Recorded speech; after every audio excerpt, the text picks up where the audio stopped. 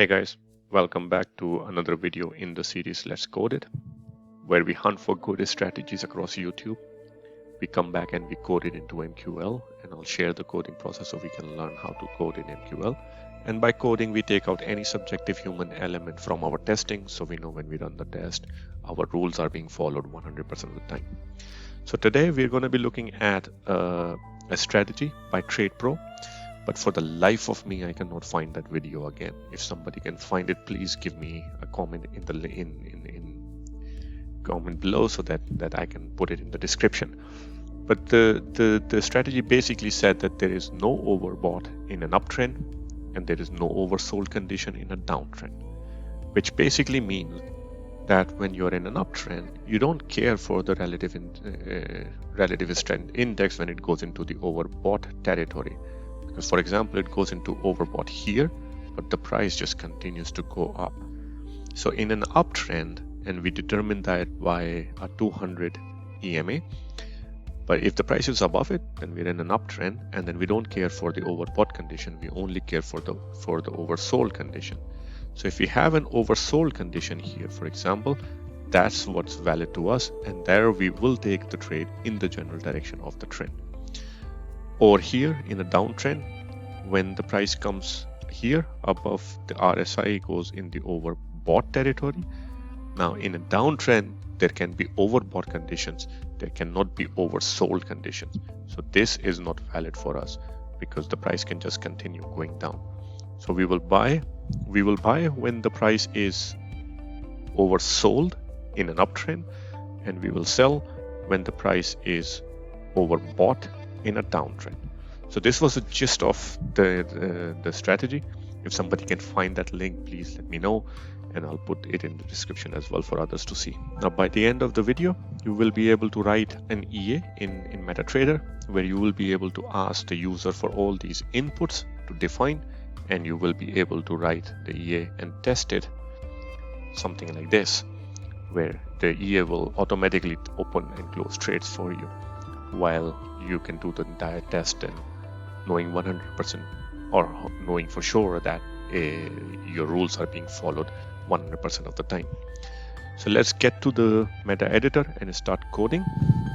So here we're back in MetaTrader, and if you click on the IDE, it will open up the meta editor for you where you can start to code. We'll create a new strategy in the folder TradePro because I think TradePro is where I found that strategy. Let's create that expert, and we'll call it no overbought in an uptrend and there is no oversold in the downtrend.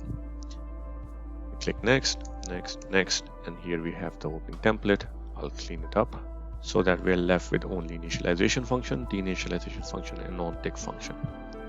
All the codes here are going to be run on the start of the EA, here on the stopping of the EA, and here on every tick in MetaTrader.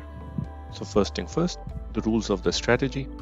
For buy condition, then we're saying that the price should be above the 200 EMA, and this is how we're establishing that it is in an uptrend. And then the RSI moves into oversold territory, and we'll let the user decide what that territory is, and then it comes back out again. Now for the sell, it's the same as buy, but in reverse. On to coding now. We will be engaging in trade operations, so we need to reference to the trade file in the include folder here in trade and trade.mqh, and this file has all the codes written by, it comes with the meta editor and MetaTrader, and it includes all the codes that we're going to need in order to execute the buy and sell. Now I'm referencing it by saying include and providing the path, and then I'm using the cTrade class and assigning it to a variable that I'm calling trade.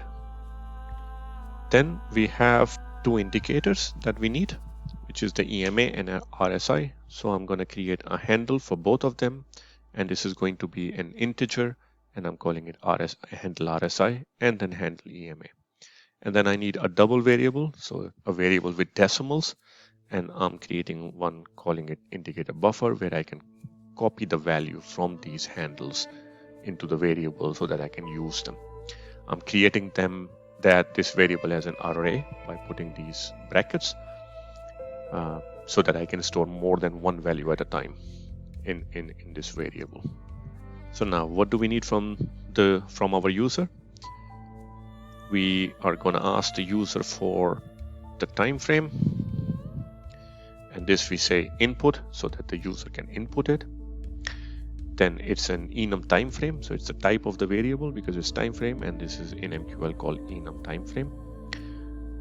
I'm calling the variable time frame, and I'm assigning it the value period current, meaning whatever is the period on the chart. But at least I'm giving the flexibility to the user to change it as well.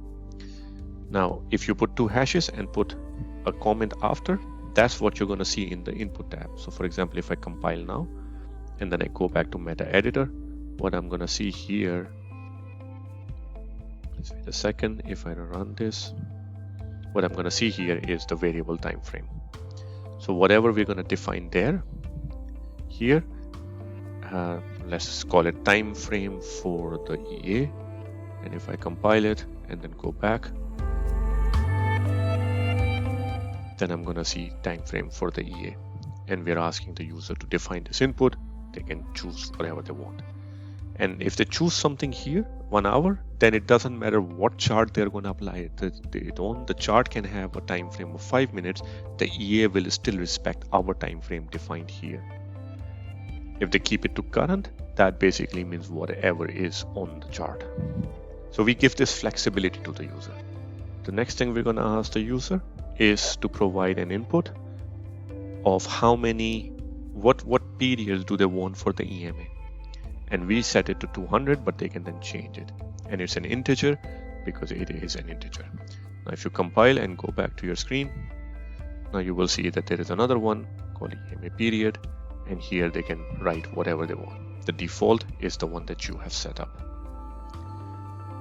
Then what we need from the user is RSI values. So what do they want for the RSI? Where is the upper band and where is the lower band? And this is what we're saying, the oversold and overbought territories are user defined. So we leave it to the user to define what do they consider overbought and what do they consider oversold. And we give it a name called RSI upper line value and lower line value, so that when we compile and then we come back here, we see that the user sees they need to define upper line value and lower line value. And 70 and 30 by default, but they can change it. Then I want them to define the risk percentage on one trade. This is what I like to do, is basically regardless of how big the stop loss is, I want a certain percentage that I'm willing to risk on a certain trade. So I'm setting it to 2% and they can define it then. And then we need an input magic number so that when we are placing trades through this EA, it is placed with a unique number so that we can later identify which trades are placed by this EA. Then two more things that I'm going to ask the user to define is the first one is the stop loss as against the EMA, and I'm calling it SL versus EMA, and I'm setting it to 100 points, which is 10 pips, which is when we're opening up the trade, how many points below the EMA in case of a buy trade do we want to set the stop loss? In case of a sell, how many pips or points above the EMA do we want to place the stop loss? And then another one is the ratio of TP to stop loss. Like what do we want to target? 1:1, 1:2, and I'm asking by assigning a variable to it, TP versus stop loss, and I'm saying it's 1. So it's a 1 to 1%. So if you compile it now and go back to the inputs, you will see all of these inputs here where the user can define how many points they want, what is the TP to stop loss ratio, and let's leave it to 1:1 for now. So now we have all the variables we need from the user. So let's go ahead to the initialization function, and we're going to set our input magic number to the EA by calling the function set expert magic number from trade. When you write trade and then you hit dot, it will open up this entire thing. So you don't have to remember this. And when you start writing, it will tell you that, well, this function. So this is easy to remember that way. The next code is just my preference, which is I do not like to see grid lines on my chart. So I'm setting it to false by calling the function chart set integer on 0, meaning current chart show grid lines, chart show grid, show the grid or not show the grid, and I'm setting it to false. This is just my preference. I don't like to see grid lines. And then we need the handles that we have set up here for EMA and RSI. We need to assign functions or equations to it. So I'm setting it up and I'm saying EMA handle is equal to IMA, meaning moving average, by providing on the current symbol using the time frame from this variable that the user is going to define, using the EMA period that the user is going to define, looking back or starting from one bar behind. The mode of the EA or moving average is EMA, exponential, and the price is price median, meaning high-low divided by 2. And for the RSI, I'm saying it's equal to RSI. This is the function in MQL for RSI. And when you open the bracket, it will ask you for which symbol. So the current symbol of the current chart, the time frame that we have defined, 14 periods, and using the price median. You can use price close. I like to use median. So now we have initialized our handles as well, which basically means that when we are deinitializing or when we are stopping the EA, it's a good practice to release those two handles by using the function indicator release and providing the name of the indicators that you want to release. Then I'm going to be checking my conditions only on the opening of a new bar. So I'm going to create a small function and call it isNewBar, and it's a bool function, so it's going to either return true or false based on these codes. I have a video in my MQL how-to series explaining these codes, so you can go check it out. But when we call this function, it checks this, it runs these codes and it checks whether it's a new bar, it's a new candle, and if it is, then it returns true. Otherwise, it returns false. So now that I have this function, I can go on tick, and I can call this function by saying if it's not, and this is assigned for not, if it's not isNewBar, then just return, which means exit this code or exit this function. So do not run the codes below and exit. In this way, I basically segregate this function into two parts, where here all the codes are going to be run on every tick, and because of this function, every code here is going to be run only on a new bar. So now on a new bar, the first thing I want is to copy the values of the EMA and RSI. And I do that by using the function provided in MQL, and it's called copy buffer. So you use copy buffer and you provide the name of the handle, and then you say, okay, well, if I go here, you can see it here. So you provide the name of the indicator, handle, which is in our case EMA, handle EMA, then the buffer number, which is which line, because some indicators have more than one line. For example, Ichimoku has 5 lines in it. So you provide which line. In case of EMA, there is only one line and it starts from 0. So 5 lines means 0, 1, 2, 3, 4. 3 lines means 0, 1, 2. So in case of exponential moving average, there is only one buffer. There's only one line. So we say line number 0.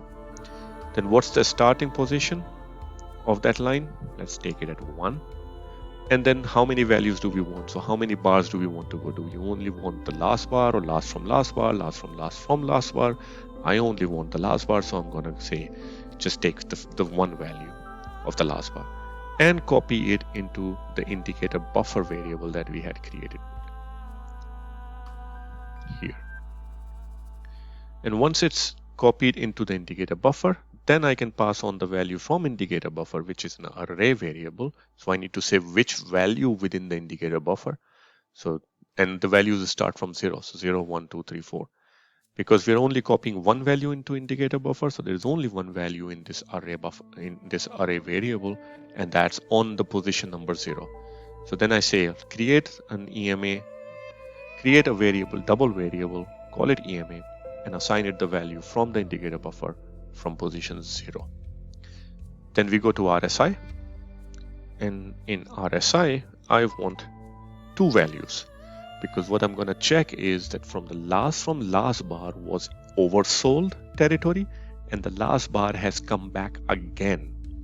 So if the oversold is defined as 30 on RSI, then I want to check that the last bar was below 30 and the last bar has come back up above 30.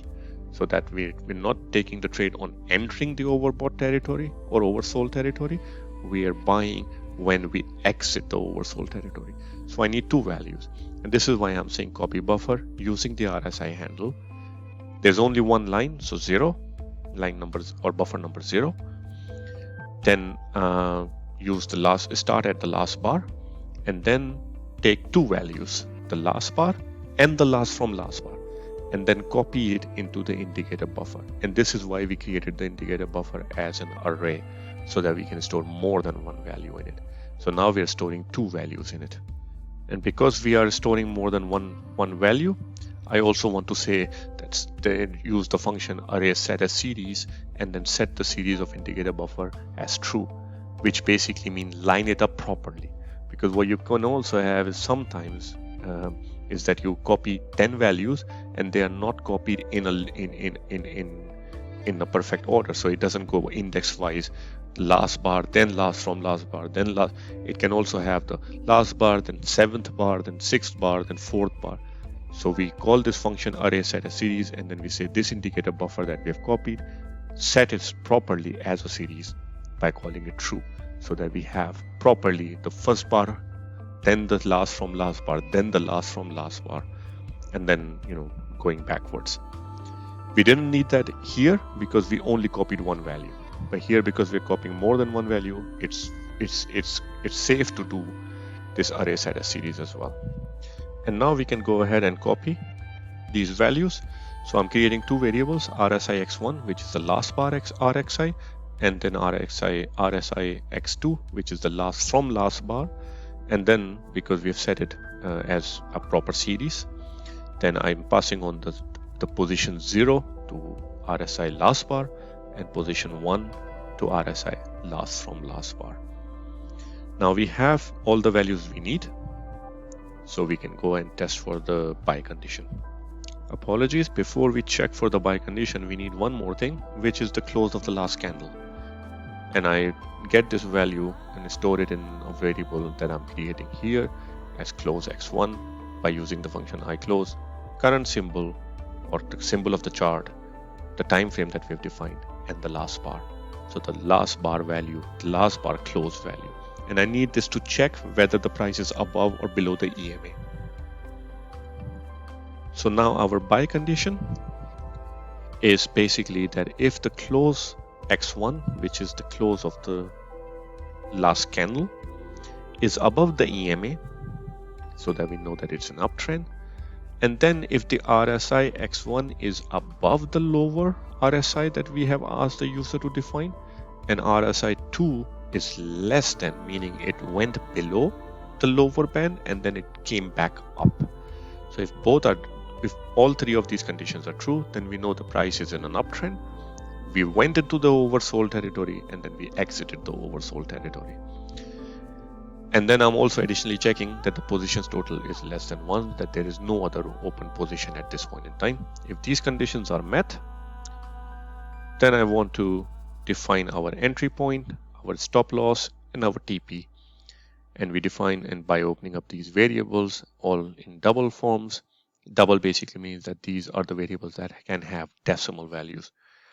So the entry is the close of the last bar, because that's the price on the opening of the next bar normally.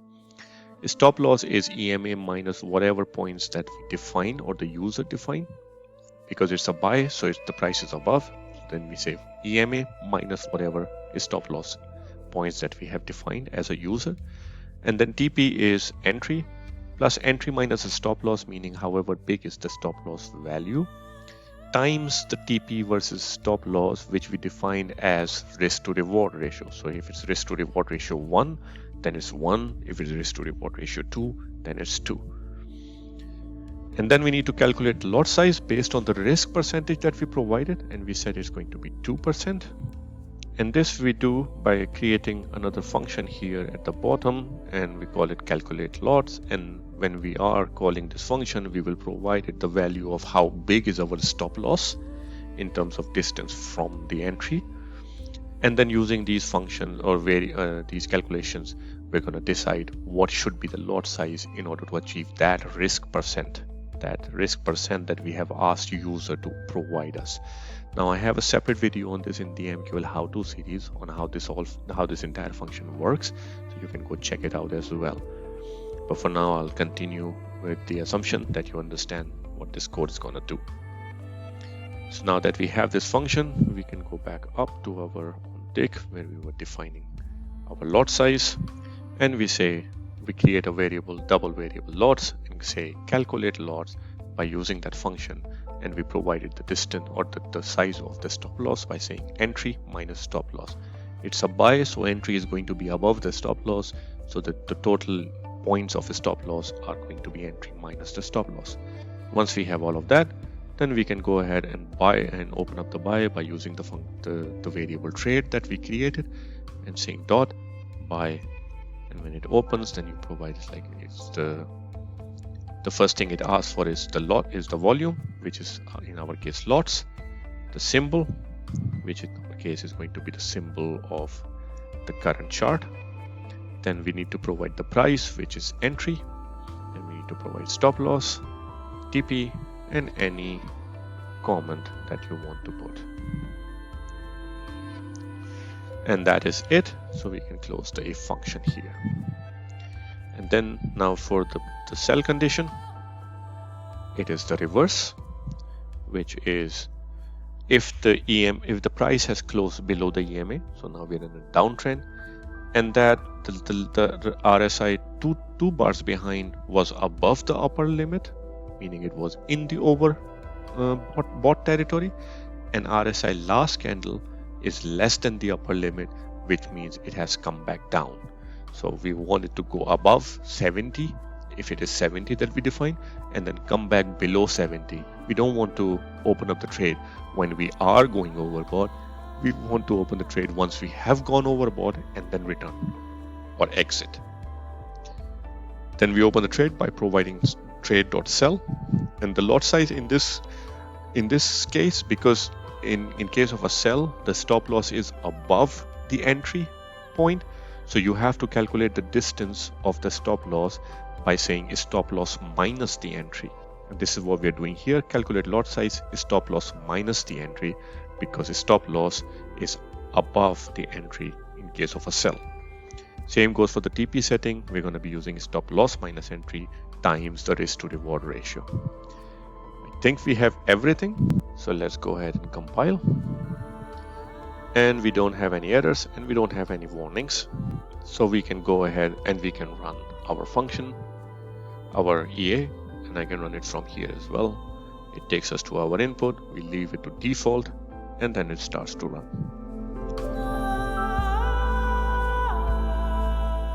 So we continue running, and we can pause the video and see whether it's running what we want it to do, which is basically, look here, the price is above the EMA, so we're in an uptrend. The price came below the 70, which we define, or below 30, which we define as the oversold territory, and once it exited, which is this bar, then we took a buy trade. And let's look for a sell trade. So we have it here, and if I zoom in to make it bigger, so the price here on the close is below the EMA, so we are in a downtrend. The price had gone above the upper band, and when it returned back down below the band, this is where we open up the trade. So the code seems to be working. You can go ahead and you can do a proper test now. The good thing that you can have with providing the inputs is that you can now change these inputs. You can change the EMA value, you can change the RSI value upper and lower bands. You can change how much is stop loss, where do you want to set the stop loss in relation to the EMA, and the risk to reward ratio, and run various different scenarios. See if it works, and we'll continue to hunt for more strategies across YouTube, and we will come back and we'll code it, and then we'll test them. So until next time, cheers from my side.